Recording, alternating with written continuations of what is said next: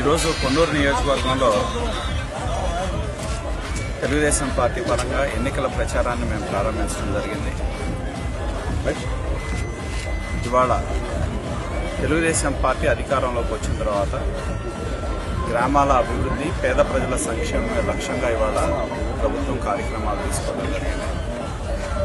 గతంలో ఎప్పుడూ లేనన్ని సంక్షేమ కార్యక్రమాలు ఈ ప్రభుత్వం తీసుకోవడం జరిగింది. పెన్షన్ ఈ ప్రభుత్వం వచ్చినప్పుడు 200 రూపాయల పెన్షన్ ఇవాళ 2000 రూపాయలు చేయటం, అదేవిధంగా చంద్రన్న బీమా ఏ పేదవాడు మరణించినా కూడా మరి చనిపోగానే మరి ఇంటికి ఒక పెద్ద కొడుకుగా ప్రభుత్వం తరఫున వెళ్ళి ఒక 5000 రూపాయలు మట్టి ఖర్చుల కోసం ఇవ్వటం, పిల్లలకు సైకిళ్ళు ఇవ్వటం, అలాగే ఈ సంక్షేమ కార్యక్రమాలన్నీ కూడా గ్రామాల్లో మనం పేద ప్రజలకి కులాలు, వర్గాలు, మతాలకు అతీతంగా ప్రతి ఒక్కరు కూడా అందించే విధంగా చేయడం జరిగింది. అలాగే గ్రామాల అభివృద్ధి కార్యక్రమాలు కూడా ఎంతో కాలంగా అపరిష్కృతంగా ఉన్న సమస్యలను కూడా పరిష్కారం చేసి గ్రామాల్లో కావాల్సిన మౌలిక సదుపాయాలు కూడా అన్నింటినీ కూడా కల్పించడం జరిగింది. అభివృద్ధి ధ్యేయంగా సంక్షేమ ఫలాలు పేద ప్రజలకు అందించే విధంగా మేము పనిచేసాం. ఇవాళ మహిళలందరూ కూడా మరి ప్రభుత్వం అందించిన పశువు కుంకుమ కింద కోట్లాది రూపాయలు పశువు కుంకుమ కావచ్చు, పెన్షన్లు కావచ్చు, రుణమాఫీ కావచ్చు, చంద్రన్న బీమా కావచ్చు, ఇవన్నీ చూసుకుంటే కొన్ని కోట్ల రూపాయలు ఒక గ్రామానికి డబ్బులు రావడం జరిగింది. పేదలకు సహాయం అందజేయడం జరిగింది.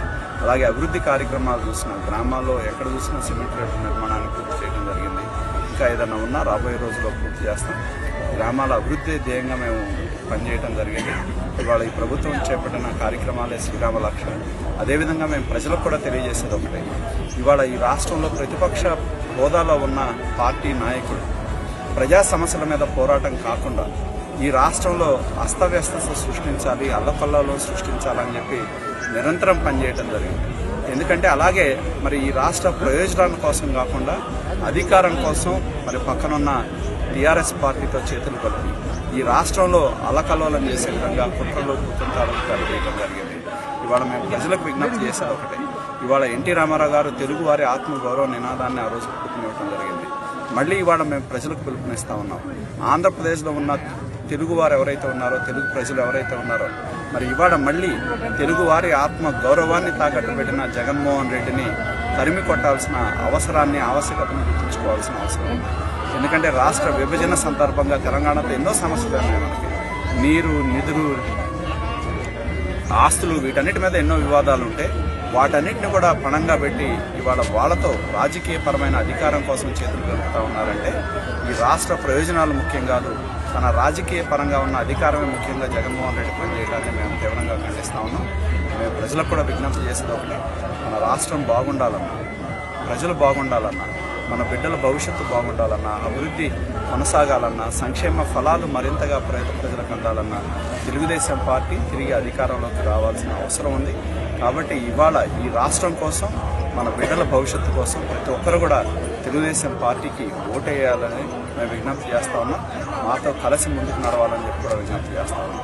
ఎందుకంటే ఇవాళ జగన్మోహన్ రెడ్డికి ఓటేస్తే ఈ రాష్ట్రంలో ఉన్న పార్టీ కాదు, పక్కనున్న కేసీఆర్కి ఓటేసినట్టే, అలాగే కేంద్రంలో నరేంద్ర మోడీకి ఓటేసినట్టు అనేది గుర్తుంచుకోవాల్సిన అవసరం ఉంది.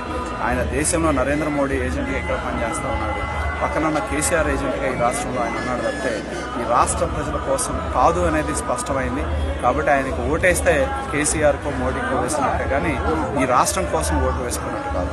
కాబట్టి ఈ రాష్ట్రాన్ని ప్రగతిని కోరుకునే ప్రతి ఒక్కరు కూడా ఈ రాష్ట్రం కోసం పనిచేస్తూ ఉన్న మన ముఖ్యమంత్రి గారికి, మన సమస్యల కోసం పోరాటం చేస్తా ఉన్న ముఖ్యమంత్రి గారికి తెలుగుదేశం పార్టీకి ఓటేయాలని చెప్పి మేము విజ్ఞప్తి చేస్తాం. వార్తావాణి న్యూస్ ఛానల్ ఎప్పటికప్పుడు రాజకీయ, సినీ విశేషాలు, స్పోర్ట్స్ మరియు సాంకేతిక పరమైన మరెన్నో విషయాలను మన ముందుకు తెస్తుంది. మరింత సమాచారం కొరకు వార్తావాణి న్యూస్ ఛానల్ ని సబ్స్క్రైబ్ చేయండి.